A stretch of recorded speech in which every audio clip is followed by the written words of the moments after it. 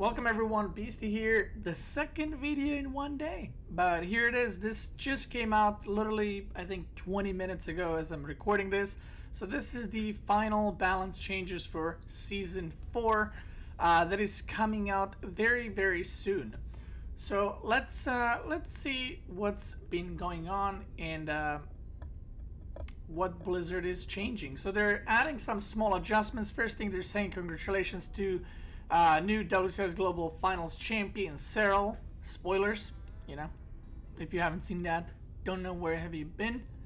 Certainly been an eventful year for StarCraft. Now the season has ended, it's time to continue forward with our post-BlizzCon design and balance changes. Thanks to everyone for testing.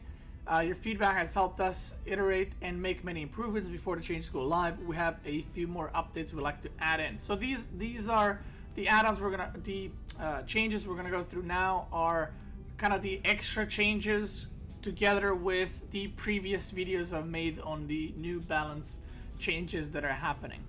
So first things first, for Terran, they're changing the Cyclone supply from 4 to 3. And I think this kind of makes sense. So they say when the Cyclone had its Vespene gas cost reducing patch prior to 3.8, and we also increased its supply cost out of caution against mass cyclones becoming too prevalent at the time. And I remember I was one of the people that was massing Cyclone Hellion against Zerg specifically and against Protoss. It was too strong, but I think you know, it's been like 2 years. Players have gotten way better. Players kind of learn, like at the point of the change where they increase the supply, players kind of learn how to deal with cyclones as well. So more recently we have got some high-level feedback that this cyclone could perhaps be too weak due to how meta has developed. In addition, when we first announced our pre-3.8 Cyclone Revert, we emphasized our intention to have them scale better into the late game. Thus, to improve the Cyclone's mid-game and late-game potential, we're reducing the supply costs so they can hopefully be more easily utilized as support units in a larger army. I mean, this is a nice buff for Terran players. I don't think this will make or break the game. I think these Cyclones they're all-around unit, early, mid, and late game, but they have a specific role in the late game where they can snipe those big units because the lock-on deals insane amount of damage with the upgrade. So I don't think this is something that's going to break the game. I don't think you'll be able to mass them because they are quite squishy. So yeah. Noise change. Thor 250mm Punisher cannon damage increase from 40 plus 10 versus massive to 40 plus 15 versus massive. So they're giving it basically 5 extra damage against massive. We'll see exactly why. And then Thor 250mm Punisher cannon attack period increased from 178 to 171. So they're increasing the attack speed a little bit as well. When we initially announced our balance revamp this year, we stated that we wanted to push the Thor into a giant that slays other giants role, but we haven't heard much discussion regarding this new focus. In addition, with the recent carrier damage revert and the Thor's now lower armor, Thors are not able to fulfill this role as well as we'd like. Thus, we've carefully tweaked the numbers on the Thor anti-missile, blah blah blah blah. So it will consistently defeat carriers in one-on-one combat and be more powerful against the new moving Tempest. At the same time, we were cautious to not critically affect this relationship against Broodlords. As with many of other changes in the patch, we want this new options to feel powerful out of the gate, but we're also ready to readjust as necessary. I mean, I've always said this, Thors are just terrible unit. On paper, they sound really good. And they did get, you know, buffs and stuff, and you know, that's great, but the buff or the nerf that I didn't really understand is them nerfing the armor, because they want to buff it but then they nerf the armor. And I know that's because they said like because of the carrier nerf as well, but when a unit is in already a bad state, you don't nerf it, you know, just to balance it out. Like, it's not good, so you don't need to balance it out, if that makes sense. But they're buffing the damage a little bit, which, you know, I went on and on and on about this in the previous balance video. Thor's problem is not the damage, it's doing a lot of damage. Thor has different problems, and I mean, it's a buff, so it's like, it's cool. Yeah. Anyway, the last change for Terrans is the sensor tower. Sensor tower pre-placement selection display will now show a range indicator on the minimap. I think this is pretty cool. Honestly, this is not a balance change. It's quality of life change, like they say. Suggested by the community, will allow players to more strategically and deliberately place their sensor towers. And I've actually never thought about this, but I think it's a pretty cool change. So yeah, why not? Nice little change. Zerg, creep spread delay from hatcheries, layers, and hives decreased from 0.45 to 0.3.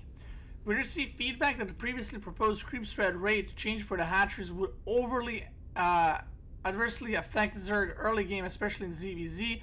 We agree with this feedback, and as a result, we'll be changing the hatchery, layer, and hive to retain their old creep spread rate values.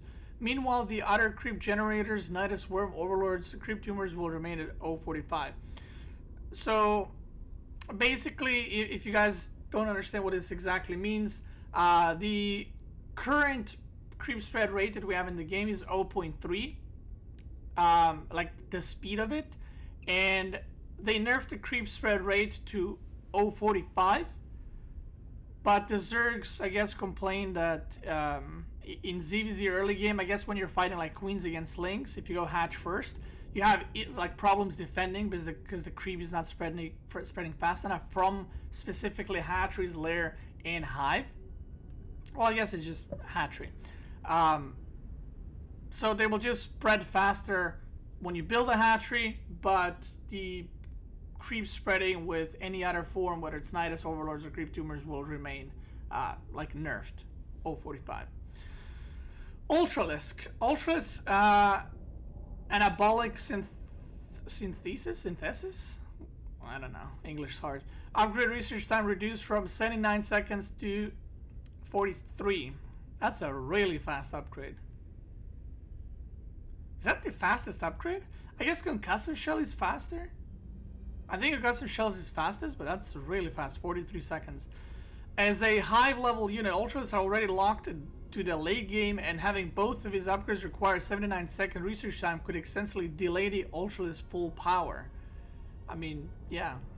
A reduction in research time could also create more of a choice for Zerg players depending on the game state, as currently, chitinous plating is heavily preferred as the first pick. This change doesn't make sense to me. So, Ultralisks are late game unit, and one thing to note is this new upgrade that they're having, which again I discussed in previous videos, it's not a priority. So they're saying that chitinous plating is heavily preferred as the first pick. Of course, it gives a buttload of armor instead of Ultras moving faster, what was it, off of creep by 10%. That's not that huge of an upgrade, but having the bonus armor in TVZ is extremely important. So putting it 43 seconds is not gonna make Zergs be like, oh yeah, I actually want my Ultras to move faster off of creep. No one's gonna care. You want your Ultras to have the armor. So this is a little bit of a random change, I guess. I don't think this will make or break the game. It's just, you know, one of those upgrades that I always call like, we'll take it. Cool. No one's gonna pick this first. It's not that important of an upgrade, especially when you get your first couple of Ultras out. You want them to be beefy as you can, and not as fast as they can be. Okay, one thing I want to add here. I think it would be really cool. I saw this on Reddit. So the same change they're adding to the sensor tower. I thought it would be really cool if they made a change for Zerg Hatcheries and Zerg larva/eggs. You know, when your hatchery dies and you already started making an Overlord or Ultras, and then your hatchery dies, so then you try to remake the hatchery, but the eggs are blocking it. I think Blizzard really kind of needs to fix that. It's just annoying. It's not a balance thing. It's just a quality of life improvement. So I really wish they could just make it so that you can still make the hatchery even though they're eggs, because it's annoying. It's like you either have to cancel the units or not build anything and wait for you to place the hatchery and then build the units, and yeah, it's just annoying for Zergs, I think. Protoss. structures, robo facility cost reverted from 150 100, so that's the buff that the robo facility received, that they cost 50 minerals less, from 200 100. Well, now it's reverted to 200 100, and instead they are changing the robo bay cost, a reduction from 200 200 to 150 150. Now I know why they did this. I'm not going to read the whole thing, but I think the reason why they reverted it this way is they wanted the robo facility tech to feel faster, more powerful, but they probably realized that robo facility reducing the cost like buffed the proxying robos against Terran, and also you can go double robo against Zerg a lot easier for 100 minerals less, which is quite big in pro play. And if they wanted, you know, the focus to be on Robo Bay units, then it kind of makes sense to reduce the Robo Bay cost. And not only they reduce the cost by 50 minerals, they reduce the cost by 50 gas as well. So I think that's pretty cool. And yeah, which really would undesirably further reinforce the strength of Immortals in PvZ. So yeah, you would be able to get the double Robo much quicker. Proxies against Terran would be much quicker, and yeah, this change makes sense, to be honest. And as a, you know, Protoss player, I kind of prefer this for my Robo Bay to be cheaper with gas, especially because gas is super important for Protoss. But yeah, so they're saying we are planning to push the balance changes to live ladder at the start of the next season on Tuesday, November 20th. However, the SCV single-click priority change will require a patch, so we'll be pushing out this change a little earlier with the SC2 4.7 release. What was that single SCV click? Now I'm brain farting. It was something with buildings. I forgot what it was though. I'm not gonna think about it too much. I know I discussed this in the previous video, but I can't remember exactly what it is. Thank you all for your support and feedback, and as always, let us know what you think. See you on ladder. So yeah, this is now the, oh yeah, here we go. SCV's single click selection priority will now be higher than the buildings they're constructing. There we go. Now, so these are all the changes, once again, that I've discussed in my previous videos. So I'm not going to go through all of them. I'm just going to quickly look if there are any that have perhaps changed my mind. I think Drilling Claws will probably see play. I know initially I said that it won't change much, but I think it will see more play, especially against Protoss and Zerg, of course. Especially against Protoss, I would say. So we might not see Mass Liberator play focus. We might see back to like Bio, Widow Mine with second factory for the Drilling Claws upgrade, because once you upgrade Drilling Claws, your Widow Mines stay stealthed when burrowed, even after firing. The Cyclone, I've discussed that in depth, and I kind of keep my opinion on that one. Let me see, what else? Battle Cruisers, I've said this, and I kind of stand by it. I think the new BCs are buffed against ground for sure.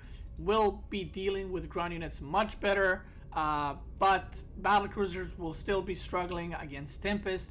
They will still be struggling against Corruptors, especially now that Secret Missiles don't do any damage whatsoever. So it's a cool change. We might see more Battle Cruisers plays, but I don't think this is it. I don't think this is it, especially after nerfing the Yamato cannon damage. So let's see what else. I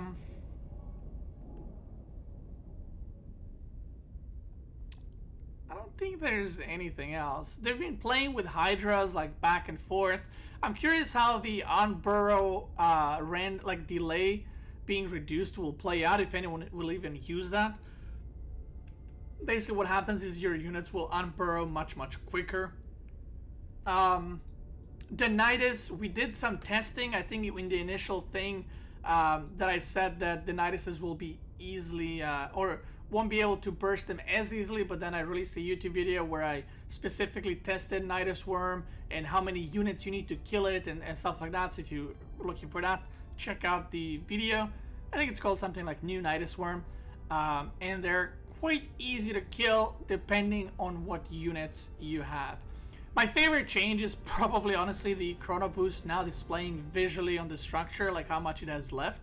I thought that was really cool. And I am very curious what kind of route Blizzard takes with Tempests and Carriers. A lot of people are saying Tempests are weak, Tempests are broken. I think everyone agrees that Carriers are very weak right now because of the things I've also mentioned before. So we'll see how that plays out. But that's pretty much it. And also Warp Gate transforming to auto cast ability, which is pretty cool.